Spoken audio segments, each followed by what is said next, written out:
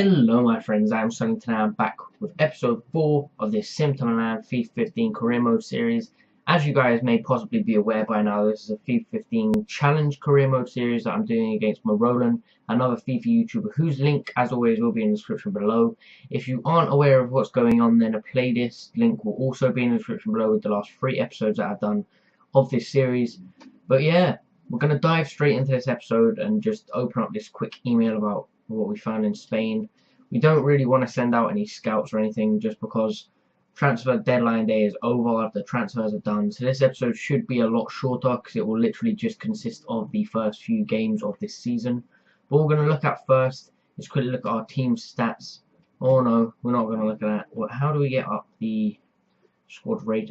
Here we're going to look at a squad report, see which players have gone up a rating since the start of the season, how players are doing so far, and just get a general gist of how things are going with the squad. So as you can see, Handanovic, despite being 30 years old, has gone up a rating already this season. Campagnaro hasn't. Vidic has gone up a rating. Juan Jesus has gone up a rating. Kovacic has. Shaqiri hasn't. Medel has. Hernandez hasn't. Podolski hasn't. Uche hasn't, but he's literally only been here for about 3 weeks, so I'm not expecting that already from him. Same thing with Gamiero. Bonazzoli has. He actually played really well in pre-season. Icardi hasn't. Yagatomo has. Santon hasn't. Ranocchia hasn't. And yeah, Pirlo was a signing that I had to make and pay overpay for, and these are all the players who are currently on loan. A couple of them have gone up by a few ratings. Others haven't. But yeah, that is the squad so far at the moment. They're doing okay. And now what we're going to look at is how well we've done so far in the league. As you can see, we are currently sitting in 4th with the same points and same goal difference as Napoli. Lazio are just above us with 1 extra goal difference. But the first episode did go, or the first games of the season did go incredibly well. We managed to pick up a win, a draw, and then we also drew in our first EuroLeague game, which was awesome because it gives us a positive start in Europe, which sets us up for a positive road into the knockout stages of Europe and continuing on from that. So our first game in this episode is against Palermo. We're going to run with the same team we put out last time just to see what they can do. We are away, so again the likelihood is that we will possibly lose this just because of the away advantage or home advantage you receive when doing simulation games. 14 minutes in, Campagnaro is injured. That's not very good. We do have other centre-backs, other defenders even, but they're not as good as Campagnaro as far as I'm aware. And Gamiero scores in the 56 minutes, giving us a 1-0 lead. Campagnaro has finally been brought off. They missed the penalty, so we continue on with this 1-0 win. And that is the first game over and done with, guys. The first 3 points are secured in this episode. We get to see how long Campagnaro's injury is for. He's out for 7 days, which means we're going to have to put another centre back in for the next game. But yeah, the team has just started off so well. It's really nice to see that the squad I built has started off as positively as they have. So we're gonna. I don't know why Pirlo's not there. Pirlo should be there. Alright, so I actually got the red card in the last episode in his first game for us. It was probably the worst start he could have had. So yeah, that was a very positive start. I'm glad we won the game. We are in 5th just because we only won by 1-0. But or is that 5th or yeah? We're in 5th currently. Our next game is at home to Atalanta. We could look at the squad and see if there are any changes we want to make for this game, just to switch things up a bit. I think we'll give Icardi a chance, just because he is young and his rating could go up very easily, very quickly. We're going to switch him for Uche, and then we're going to run with this squad again. Hopefully we can pull off the same things we pulled off in the last game and come away with a win. Possibly by more goals though, because it would be nice to get that goal difference up. And the more goals that our players score, the more likelihood we have of winning the series in terms of the challenge, because we are going based off points in the league, success in the league, success in the cup, things like that. But then also how many clean sheets our goalies have, how many, which of our players is top goal scorer and things like that. Just to add a little bit more of a competition element to it. So the second game we're hopping into here is against Atalanta. Medel with a yellow card instantly. That's not good. Icardi scores, so bringing him on was a very good idea. I don't know if Uche would have, but I'm glad someone picked up a goal. And then Hernandez as well, making it 2-0 48 minutes in.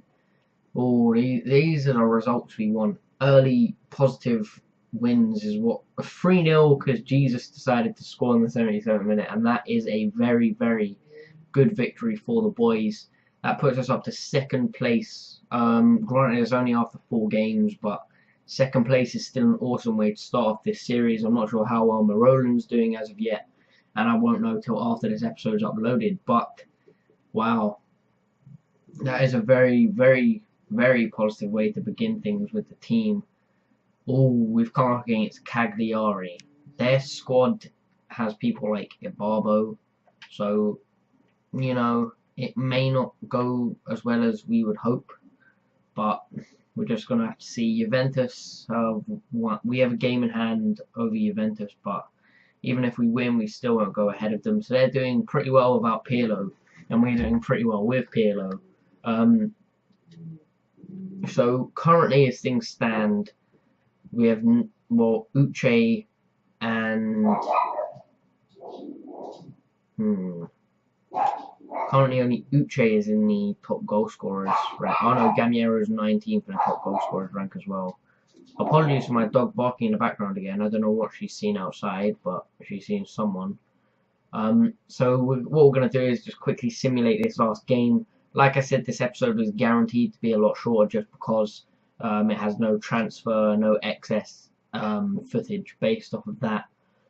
So it's literally, all of the episodes will probably be as long as this one is, so maybe around 9 minutes max, I think. Podolski scores 15 minutes in, he gets a penalty. I'm not sure why he's our penalty taker, but if he scores it, I'm not complaining. Another win from this episode would be perfect. That would be the perfect finish to the episode. Hernandez scores there 58 minutes in, so it looks like it's just going to be another plain sailing victory for Inter Milan. Oh. No, we don't get any extra goals, but a 2-0 win is not bad at all. A win is a win, so I can't complain about that. And what we're going to do now is just simulate ahead to our next EuroLeague game, but not play the game. A training injury. These are the emails you don't want to be reading when all you're doing is simulating games. Oh, Hernandez, no. I suppose with Hernandez being injured, it means we're going to have to use Kovacic, which isn't bad because he does have very good in-game stats. So Kovacic, you're back in the squad. I'm not sure how long for. Maybe just the 6 weeks that Hernandez is gone. We may even end up trading you in for Medel eventually. So what we're going to do is, before the next game in the next episode, we're going to switch up the formation. This is again what we're going to be running with. We don't want to make any changes to the squad, just because of how well they've been playing. But yeah, what a perfect episode this was, guys. 9 points from 3 games, 3 victories from 3 games, and the team has started off as perfectly as you could want them to. It would have been even more amazing if we got like 2 wins in the first episode from the league, but I believe we're still in second place.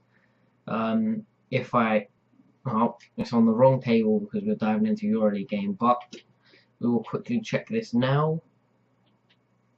So yeah, we are still in second place. Our goal difference is looking pretty solid above Parma and Fiorentina. We've only conceded 1 goal in 5 games, which is awesome as well. We have the lowest number of goals conceded in the league so far, which should mean that we have the highest number of clean sheets, surely. We'll look at that now, if we can get across to Serie A.